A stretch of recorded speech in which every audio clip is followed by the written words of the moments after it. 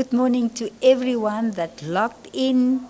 This is the first South African conference on sports psychology and development, and we are about to start our first session. And the speaker of our first session is Professor Leon Fannikak.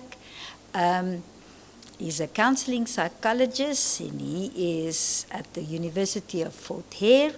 And his topic will be sports psychology in South Africa and its contribution to development.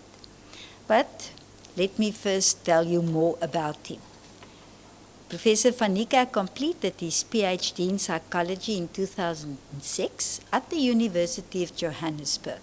And he did the European Masters in Sport and Exercise Psychology at the Catholic University in Leuven, Belgium. He is a registered counseling psychologist and is specializing in sports psychology.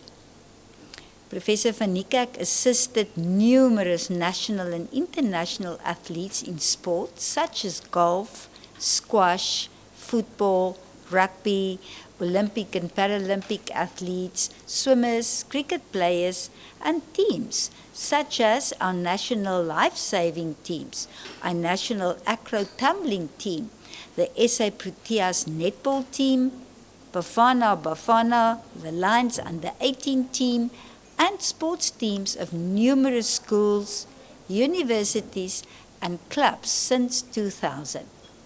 He taught psychology and sports psychology to graduate and postgraduate students for 15 years at the University of Johannesburg. And since 2015, he is at the University of Fort Hare. He published numerous peer-reviewed articles in national and international journals, and he wrote various chapters in academic books. So, Professor Leon Fannikak, it is great to have you here with us, and you are welcome to do your presentation. Thank you very much, Marietta. Good morning, everybody, and thanks for having me at the first Sports Psychology and Development Conference. And it's my privilege to have the first say and the first section of this conference. So my topic is on the sports psychology in South Africa and its contribution to development. And I would like to start with the boring part of it first, which is a definition, just to introduce the idea to each and every one of you. So when we talk about the definition of sports psychology, we're talking about two things. The first is that we are interested in how athletes and coaches and referees and spectators behave in sport. So the definition of sports psychology is that it is a scientific study of people and their behaviors. We want to know why athletes do what they do. We want to know why coaches do what they do and referees do what they do in the sport field. And that's our first interest, to understand their behavior and to make sure that we know exactly why they do what they do. But once we have that, the second part of the definition is its application. And that is to figure out what can athletes and coaches do to improve their performance. So it would be useless if we study all the behavior, but we don't become useful or apply it within the sport context to improve the performance of our athletes.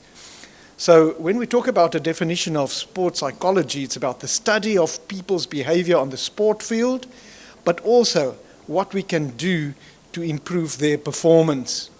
So the context of sports psychology is actually the psychologist's relationship with the coach that takes the foreground. So sports psychology happens in that relationship where we first and foremost work with an individual athlete. So the individual athlete is the focus of our attention, and we want to work with that person to understand that person's behavior and to make sure that that person will benefit from what we are doing. So when we work with an individual athlete, we first and foremost want to know how tough is that athlete. And if we know that, what can we do to improve or increase the mental toughness of an athlete? That is a very important part of the first step we take as psychologists when working in sports psychology context. And we do that and improve that by teaching mental skills. So mental skills training is one of the most important things that a sports psychologist or a psychologist will do working with an individual athlete, and combining that with the mental health of the athlete.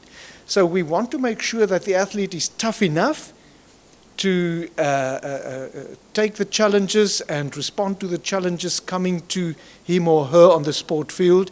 And the second thing we want to make sure is that this athlete is healthy. That person has got mental health and mental toughness so that they can do their best on the sport field. And all of this happens within a team context. So we work with an individual athlete or all the individual athletes within a team context to make sure that each and every one are ready and prepared for their role within the team so that they can deliver their best performance. So in terms of development, the South African Coaching Association has developed two long-term plans. The one is the long-term participant development plan, and the other one is the long-term coach development plan. So in terms of the development of athletes and the development of coaches, we are interested in the balance in those programs between the physical, the technical, the tactical, the nutritional, and the mental ability of the athlete. So most coaches, especially in rural areas and areas where there's not a lot of resources, will focus a lot of attention on the physical and the technical development of athletes. They might also spend some time on the tactical aspects of performance, but very, very little is done in terms of the nutritional skills or the ability of the athlete. That means eating correct, eating the right food that will fuel your performance for what is required. If we think about a rugby player, that player must be able to run and stop and run and stop for 80 minutes on the field. What kind of fuel does this person need to take in to be able to execute that level of performance? What do they eat? How do they eat properly so that they can eventually have the fuel necessary to perform on the field? But even less time is spent on the mental preparation of an athlete because resources are scarce. Sports psychology is a scarce skill in South Africa. Not many people are versed in it. So the mental preparation of athletes are very often neglected. So if you ask coaches and you speak to coaches and athletes and ask them how much time do you spend on your physical, technical, and tactical preparation, they will say almost 95 to 100% of their time and effort in training goes into the physical, the technical, and the tactical preparation of the athlete. But on the day of performance, you can ask them which one of those meant the most to you in being successful. They will say it's a mental game. So it's often odd, when coaches and athletes talk about their preparation, that they spend so little time on mental preparation, yet they will tell you it is the biggest proportion of the competition on the day that is mental.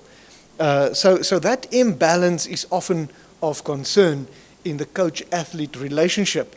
So when we do prepare our athletes, there are quite a few approaches for coaches to take. The first one is what we call a coach-centered approach, where the coach takes the center stage and the athlete, with all the other service providers that they might consult, are just role players in the process that is being dictated by the coach to get in place and to get done, so to prepare the athlete for the competition.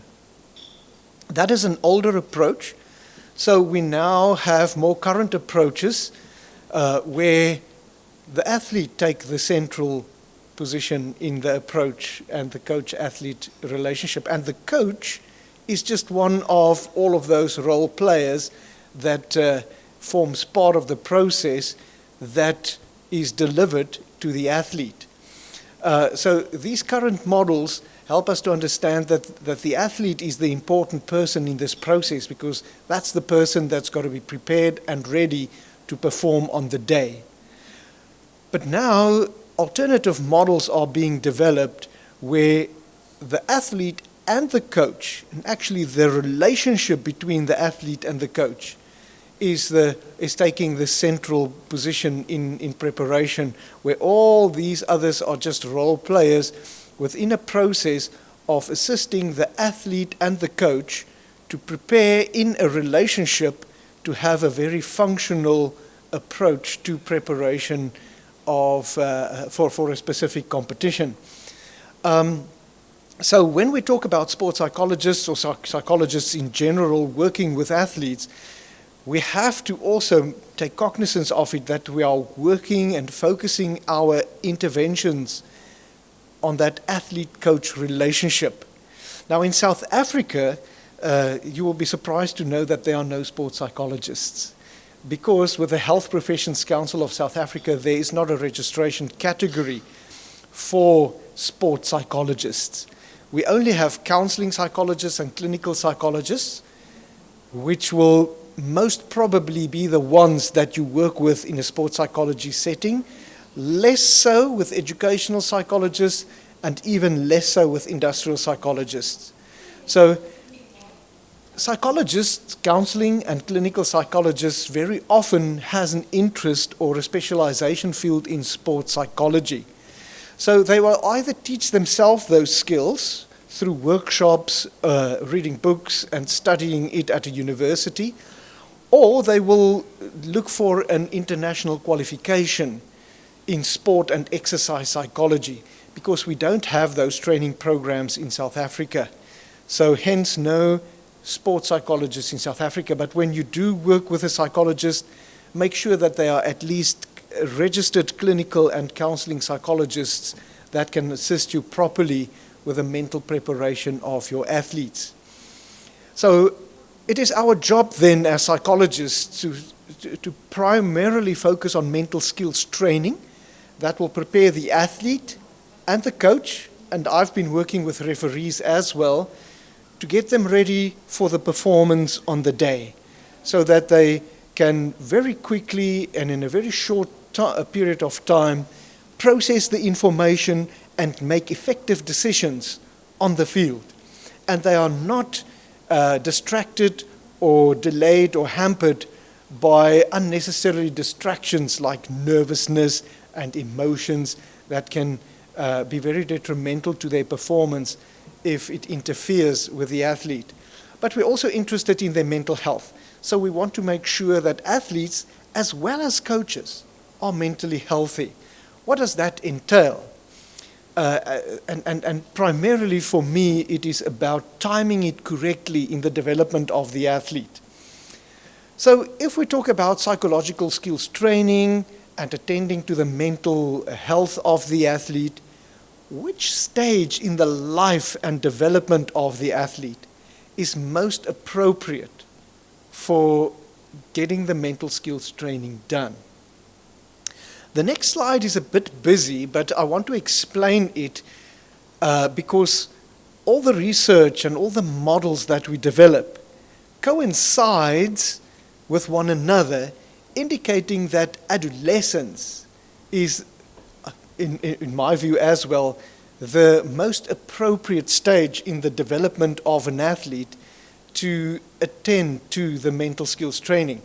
So the column on the left is indicating that adolescence is the fifth stage in the psychological development of a child, which is all about identity development. So that is the stage when they move a little bit more away from the family, they connect more with friends, and they become interested to figure out who they want to be and what they want to be about as people. So identity formation and identity development happens between the ages of 12 and 18 years of age. But then when you compare that with the sport development model that I have there as well from Balje and Hamilton, they indicate that stage 3 and stage 4 of their development as an athlete happens also between ages 12 and ages 18. That is the stage where the athlete train how to train. They figure out what they should do and how they should train their body to execute skills perfectly. But it's also the stage where they figure out how to compete. How do I beat my opponent? Is a very important question they need to figure out at that young age. Between 16 and 18 years of age, they are ready to do that because now they have learned their sport skills. They can catch a ball, they can throw a ball, they can kick a ball, they can, whatever the sport require, they can do it now because they had a lot of training in the meantime. But now that they have the training, they got to apply that training in a competitive situation and get their bodies and their minds ready to compete. But nobody knows just automatically how to compete, how to overpower an opponent, how to outsmart an opponent. It's a very tricky thing. So they learn those skills and they figure out how they can do it in the adolescent years, which then coincide with the third column there, which is the mental toughness development column, helping us to understand in stage 2 of that model, between the ages of 11 and 16, which they call the intermediate to elite level of mental toughness development. That is the stage when mental skills training need to take place. Because mental skills training is a very important part of the process of learning how to compete against an opponent. So I put the slide here to convey the message that during the ages 12 and 18, between those ages, you have a captive audience of athletes in their adolescent years who are ready to absorb the mental skills necessary to compete effectively in sport and to develop their identity in that stage a bit better. I'm going to say a bit more about identity development as an athlete a bit later, but for now, just appreciate the ability to work with adolescents around the ages of 12 to 18, preparing them with the mental skills that they need to be successful in their sport. So why are mental skills so important to learn when you are engaging in performance and you want to learn how to perform? If we look at the ability of an athlete and we require them to perform because they have that ability, we often make the mistake to assume that an athlete knows exactly when they have the ability how to translate that into a performance. But research has taught us that there is no direct relationship between ability and performance. That's why you often hear people saying, well, this athlete has the best skills.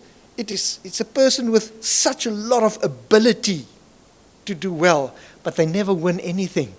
They never come to the party because there's something missing. We cannot assume that your ability as an athlete will automatically allow you to perform because you would need mental skills. Mental skills mediate performance.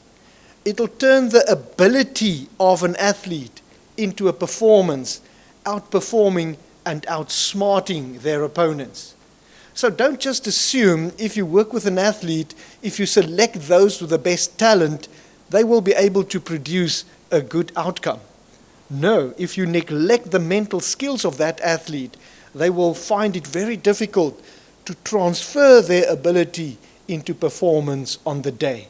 So make sure that you spend some time on the mental skills of your athlete, especially the mental skills training, so that the athlete can reach that performance level through their ability. So what do we develop if we develop athletes as psychologists? What can we bring to the table? How can we assist in the process of development? Well, I'm going to just touch on a few ideas that I know some of my colleagues during the rest of the conference will latch onto. The first one is achievement motivation, and I'm not talking about general motivation. Well, I think many young kids are really motivated to play and to play sport. But do they have the motivation to do well in their sport and to reach the highest level of performance in their sport? Well, that is called achievement motivation. Your motivation to do exceptionally well in your sport. They do that through goal setting because it is about developing that inner drive and passion of the athlete to do well. So don't just rely on the general motivation, the excitement of the player that is there for training. Also work towards the improvement of their achievement motivation so that you spend time on an athlete who really wants to do well in their sport. The second skill that we want to develop is self-confidence, but not just self-confidence in general. We want athletes to maintain their self-confidence throughout a game. We don't want athletes to halfway give up because they don't believe it's possible to do anything anymore. So an athlete's confidence is that belief in their own ability. They know they can beat someone on the day. They know how to play rugby. They know how to play football. And they will get onto the field with confidence in their skills to do that. Positive self-talk is one of those techniques that they can utilize to improve their self-confidence and to maintain their self-confidence during a game. Even if they make mistakes, even if the odds are against them, they need to maintain their confidence and fight back and fight right up to the end of a game to determine who's going to be the winner on the day. A third skill is that of concentration, where we want to teach the athlete to focus their attention at the right thing at the right time, not be distracted, and their mind and their attention is everywhere except on the game on the day. So to focus your attention is a very important skill. And I know coaches struggle a lot with that. Halfway through a training session, your athletes will lose their concentration. Their minds will be all over the place. They will playing other things. They will talk about other things while you are trying to teach them an important skill. So it's quite a challenge to condition our athletes and to teach our athletes to focus their attention on the game, on the right thing at the right time. A fourth skill is that of arousal control, your ability to control your emotions on the day. That might be nervousness or anxiety, even fear or aggression. You would know that if the aggression or the anxiety of an athlete becomes too high, it affects their performance negatively. They will play badly because of it. So they need to regulate their level of arousal on the day. They need to psych themselves up if necessary, and they need to relax them if necessary, so that they can improve their performance through relaxation or arousal control even more. When we work with athletes, it's all about character development. We want to develop the person. We want to develop a champion mentality in the athlete. How do we win? How do we lose? How do we deal with ourselves and improve ourselves in dealing with the outcome of these kind of things? And you want to develop a character that is the kind of person that is very effective and successful in his or her life. And that can happen through sport. And when you work with athletes, especially in adolescence, you are like a mentor and you model those kind of behaviors, acting like a champion, behaving like a champion. Very important in the development of an athlete that we need to address. Imagery and visualization are also two important skills that an athlete needs to visualize themselves in a specific situation or a specific experience and imagine how they're going to navigate themselves in and out those processes. Athlete identity, And I'll say a bit more about that a bit later. Very important for a person to determine, who am I? Or to come to the conclusion, I am an athlete. And we have to develop that identity so that adolescents can see themselves as football players, as rugby players, and present themselves as such. Winning and losing, also very important. We want to build a winning environment for our athletes to be successful. Let them speak as champions. Let them eat as champions. Let them behave and dress as champions. All part of that process to develop the character that is important. And the last thing I want to just touch on is that of a career. You know, the career of an athlete can be over before they are 30 years old. So it's not a very long career. So it is very important to assist our athletes when the career is over to transition into other areas of life and continue with life in a different way. But that transition and making that transition is a very tricky and very important part of the development of our athletes. When we talk about the mental health of athletes, we are interested in the health of that athlete on and off the field. So we need to know when athletes are depressed or too anxious or they are overstressed. When an athlete is about to develop an eating disorder or the athlete is burnt out. We need to be able to identify that as coaches. So maybe it is important that we provide workshops for coaches how to identify mental health problems among your athletes. We know you're not trained to deal with them, so you have to refer them to a psychologist, especially if you pick up behavior changes within an athlete that is disturbing or that is of concern for you as a coach. Make sure that you refer that athlete at least to a psychologist. And then abuse as well. I see a lot of verbal abuse from coaches still, swearing at athletes, degrading athletes. I saw some emotional abuse, making the athlete feel guilty, making the athlete angry and fear, instigating fear in the athlete. Those kind of emotional abuse is a no-no in South Africa. We live in a human rights era now, and we need to treat our athletes with respect and integrity. And then we're talking about physical abuse. I've seen coaches hitting athletes with a fist, which is unacceptable. That coach should never be allowed to coach anybody if that is the approach they are taking.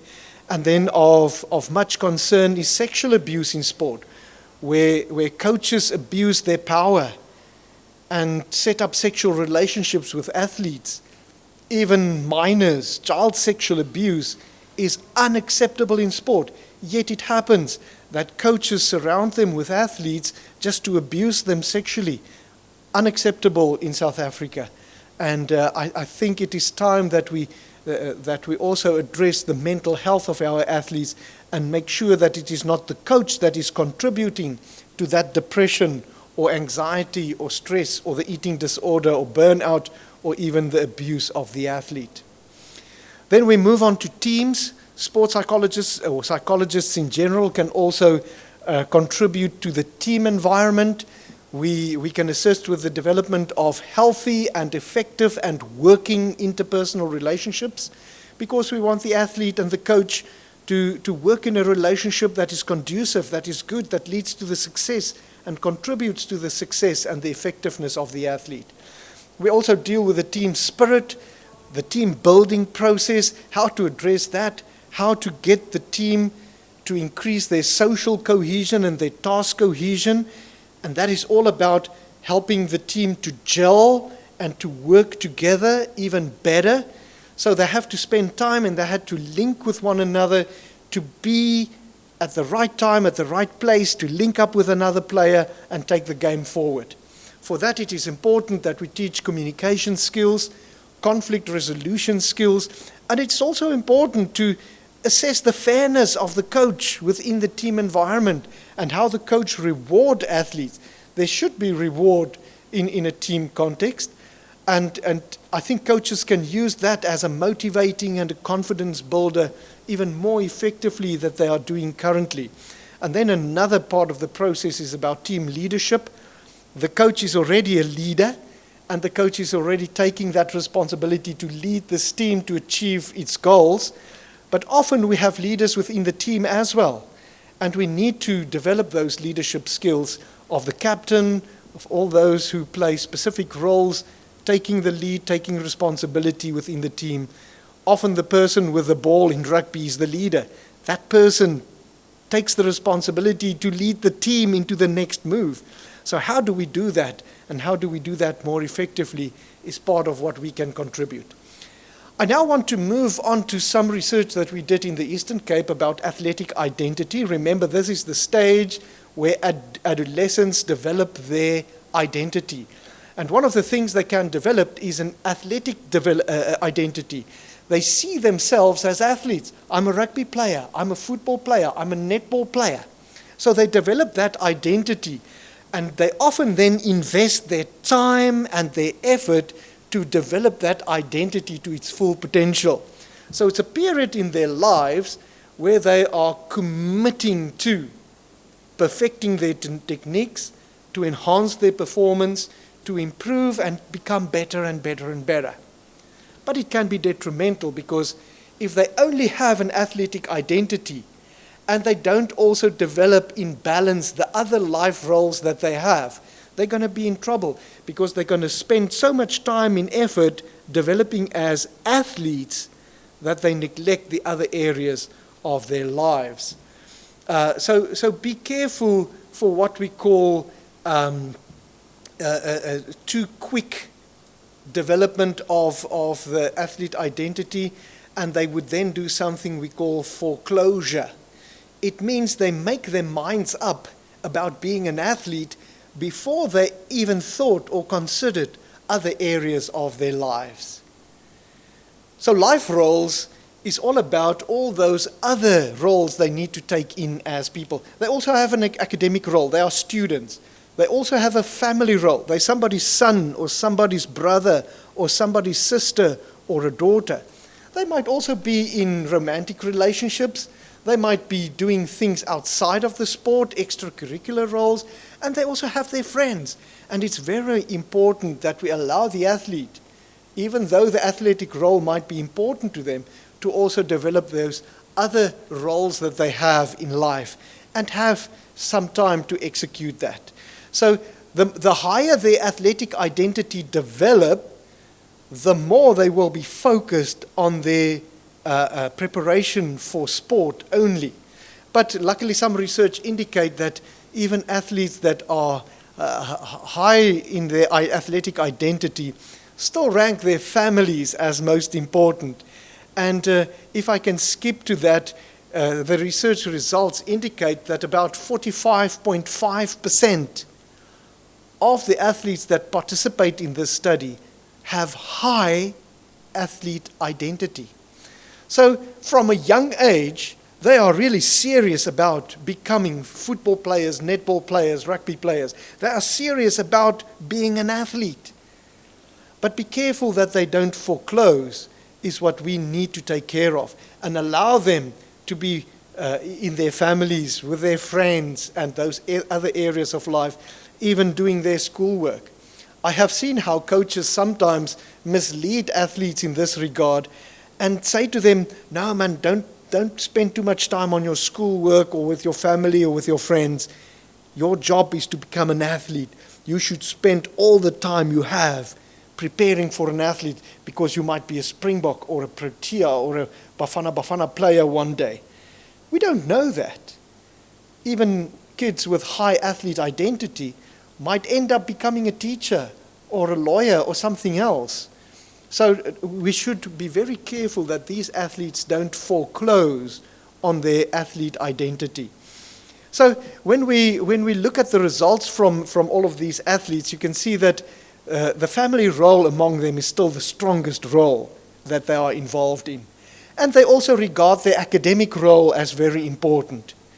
And the athlete role is only third in that lineup of the ranking of these different roles.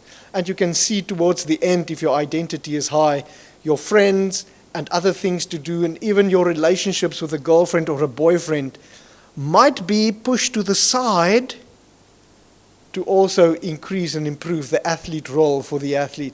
So the more time they spend developing their athlete role, the less time they will spend with friends and with girlfriends and boyfriends and so on. So be careful so that they don't foreclose on their athlete role too quickly. So the study showed a few things, that almost half of the participants in a school had high sport identity, that school children who participate in sport rank their families and their schoolwork still higher than their athlete roles, and students who rank their athletic role the highest had significantly higher athlete identity. So there were a few athletes who indicated to us that their athlete role is the most important. So they are neglecting families and they're neglecting their schoolwork. And for those athletes, we really need to figure out some balance. Another thing that the study indicated was that 35% of the participants had high mental toughness. Only about 1/3. What about the 2/3 of athletes that are busy preparing for their sports who are not mentally tough? Now this result is just an indication of how big the neglect of mental skills training of athletes is in high schools. So we really need to pick up on that and really improve the mental toughness of our athletes. Most athletes, 63.1% of them, had moderate mental toughness, emphasizing the role of development and strengthening their skills in this regard. So we don't want to send athletes into the performance arena with moderate mental toughness. We need that to be high so that they can apply their mental skills effectively in their sport setting. So sport identity showed a positive correlation with the athletic role and mental toughness, implying that if you increase the mental toughness of an athlete, they will grow a sport identity naturally from it. We don't have to push it. There's an inverse relationship with romantic relationships and friends and extracurricular roles, implying that those are the relationships that the student choose to neglect as an athlete when their sport identity is increasing. So there were some gender differences here as well. Male athletes rank their athletic and friendship roles higher than females do, but female athletes rank their academic and romantic relationships more important than the males. So we have that slight difference, and we need to incorporate that in coaching these athletes. It is important when you coach a male athlete that you also know that his friends, they are very important to him. If you coach a female athlete, you must remember her relationships are also very important to her and to schoolwork as well. So male athletes also had significantly higher mental toughness, but that is something we can address. And when we do mental skills training for both boys and girls in schools, I'm sure that difference will discontinue to exist. Now, sports identity increased consistently from grades 8 to 11, and then we see a sudden drop in grade 12. That is because most athletes, when they get to grade 12, now realize that they are not going to take a sport career forward. And they start to disconnect from sport and reconnect with other areas of life where they want to make a difference. When considered from competitive age groups, though, that's not the same. So you will find that the sport identity in a sports team will increase more and more up to 21, age of 21. So we have that steady increase of a sport identity until by the age of 21, they make the decision to become professional in their sport, and they do pursue some other professional avenues in it. So, what was also interesting among these schools was that athletes who attend high schools with no sport facilities available had higher sport identity, trained for more hours per week, and ranked their athletic roles higher than their peers in schools with facilities. So this is very interesting in terms of the development of athletes. don't neglect athletes who are in schools with no facilities. They are highly motivated and they're investing much more time to make it in the sports arena than their peers in schools with facilities who might think, no, they're going to continue into something else. So don't neglect our athletes, our budding athletes in rural areas or in schools where there are no facilities. Don't think just because there are no facilities they are not interested in becoming athletes. No, they are much more motivated and much higher inclined to be successful than those in school with facilities. If you look at the research across the world of people who are highly successful in sport, they come from small rural towns, which is very interesting. We would think that the champions are in the cities. They are not. They come from small rural towns, but end up in cities where the facilities are, and they can spend, especially when they go to university or post-school context, to improve their skills. So when we talk about sports psychology and development, the opportunity and the availability of psychologists are there, and we can make a difference, and specifically in the mental skills training and servicing the athlete-coach relationship with our knowledge is where we can make a contribution. So coach and athlete education is a very important part of this process, and I think a platform like this provides the opportunity where athletes and coaches can learn from us what we already know to implement and improve the development of our athletes. So take that responsibility, even if you don't have a psychologist in your area, you come from a rural area where psychologists are not available. I know in King Williamstown and in Alice, there are no psychologists. So you have to sometimes figure out where those resources are.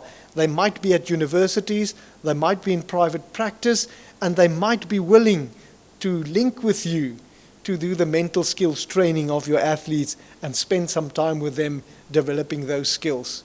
So it's very important that we identify our athletes properly and then allow them to grow, even from the adolescent years, into the athletes they would want to be. And with that, I want to thank you for this opportunity to share this information, and I wish you well for your coaching and your athletics career. Thank you very much.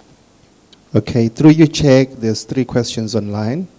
The first one is from Professor Grobela from Stellenbosch University. He asks, well done, Leon, on setting the scene and providing a good overview of what sports psychology entails and how it could contribute to athlete or player and coach development. I have one question relating to athletic identity.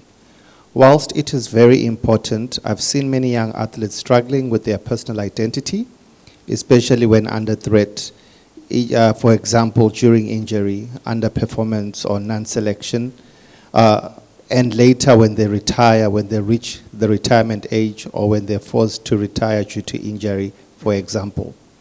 Unidimensional identity development is a major contributor to burnout. How should coaches ensure that their athletes develop both personal and athletic identities? Any suggestions on how we should or could focus on the person and the performer? That's where the first question ends. Thank you, Professor Grobelaar, for asking that question. I think it is highly relevant for this platform as well. The skill lies with the coach to help the athlete to find balance in their identity development. And maybe I can answer this question by using an example that I was involved in. I was part of the team who was preparing our acro tumbling team, the national acro tumbling team, for the World Championships that was held a few years ago in Germany. And the coach of that team was a Russian person, very good coach, highly skilled. But what he did was he trained them in a closed environment. Nobody was allowed in, except me and himself and the athletes. And they would train from 8 o'clock in the morning till about 11 o'clock. And at 11 o'clock, they'll have a little bit of a break, do some school work and have lunch. and they will start from 2 o'clock to 5 o'clock again training, and then they will have a break from 5 to 7 and then train up to 8, 9 o'clock in the evening. They did nothing else. From there they would go home and sleep and be back there tomorrow. For quite a number of weeks, about 2 months, 2.5 months, they prepared for the World Championship like this. So I said to the coach, I don't think this is healthy, because where do adolescents want to be on a Friday night? They want to be with their friends. They want to connect with friends. They would also want to develop their social skills and their social identity and their social standing. So keeping them in that environment was not very conducive. So we focused so much on their sport identity development that we excluded them from the development of other roles and other parts of their identity. So I do agree with you that if we neglect that balance, we're going to have a unidimensional development of the identity of that athlete. And then when an injury comes, or they are excluded from a team, their career is over. And then they have nothing else to go to, because they didn't develop that side of who they are and what they are about. So striking a balance in the development of an athlete is very important, so that there is a holistic development of that identity and not just a diminished development of an athletic identity. Thank you so much. All right, the next question is from Tuso Boysen from Alfred Nzo from Jokabi district. He says, I have a question regarding mental toughness of athletes. As coaches of amateur sports clubs, we often deal with a lot of players who struggle with mental issues, but the challenge is we are not equipped to deal with such issues. So my question is, if you deal with such situations as an amateur coach, how do you address it, or are there any institutions that offer free psychology that we can refer our players to? Yes, thank you very much. It's an important resource to have access to a psychologist if you are a coach who wants to assist athletes in that regard. As a coach, you are not trained to work with the mental health issues of an athlete. But it is important that you are able and that you skill yourself. Read up on it. How do we identify these mental health issues? Whether it's depression or anxiety or stress or burnout or an eating disorder, or these are just a few from a very long list of mental disorders or illnesses an athlete might suffer from. Your job is to identify and assist that athlete to get help. So if there is no psychologist in your area, it is important for you to then figure out and explore your resources in the environment. Maybe there's a clinic or maybe a hospital where there's a psychologist working that you can refer the athlete to go to. If not, you can connect with maybe a university in your area. Maybe the closest university has a psychology department, and they might have a human movement science department that can assist you if you cannot find resources where to look for, or where they might know some psychologist in the area. But it is very important that you assist that athlete, especially if that disorder is serious and it affects the performance and the day-to-day performance of the athlete, even in school and at home, negatively. That you seek those kind of resources to assist the child. If there's no psychologists available, like a clinical psychologist or a counseling psychologist you can refer to, a medical doctor or the nurse at the clinic is just as good. Some of our nurses in these clinics are psychiatric nurses. They are trained to assist a child with psychiatric, what we call mental health problems. So those opportunities might be there. If a psychologist is not available, the local nurse at the clinic who is trained in psychiatric nursing might also be able to assist in that regard and help with a referral that needs to go to a provincial hospital or wherever those resources are that could be utilized to assist this child with the mental health problems. All right, they're indicating this is the last question from Mr. Andrew Dean. Thank you, Prof. We as coaches have frequently had athletes who respond strongly to the adage, self-confidence equals self-beliefs times evidence, and thrive on their successes or improvements to push off further. How does one motivate those artists who, even though the improvement is there and it's evident to them, do not seem to have the drive to further improve or challenge themselves? Can this be purely attributed to lack of interest? Sometimes it can, because you find kids that often lose interest in a sport, especially if they tried it out and they don't really think it's for them. They might have achieved in it, or they might even be very good at it, but their mind goes somewhere else. But self-confidence, especially for those kids who stay and who are committed to their sport, is a very sensitive issue to deal with.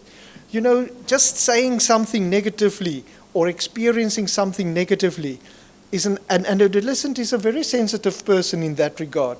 It can be detrimental to their self-confidence, and even their self-esteem can be negatively affected by experiences that are negative, even pressures that are negative in this regard. So it's very important that as a coach, you use the opportunities that presents itself to build the self-confidence. So a winning experience is a confidence builder. You can use that to build the confidence of the athlete. But very often a losing experience is also a confidence builder, especially if the focus was not too much on winning, but on improvement of skills, and maybe trying out a specific skill that we've learned this week in the game. So the focus of that event would then be to gain some experience implementing a new strategy or a new skill or a new technique that I learned. So when the athlete can, after the game, even if they lost the game, reflect on that experience of improving their skills, of developing their skill and their ability, if that is happening, you can use those opportunities as a confidence builder. And I hope you do, because if kids don't get convinced along the way that this is something they can do and that is something that they can be good at, they will drop out of the sport, they will lose interest and go find that other thing that they might be good at. Thank you so much. Thank you so much. Thanks. I believe this is the end of this session. Thank you so much, Prof. Thank you.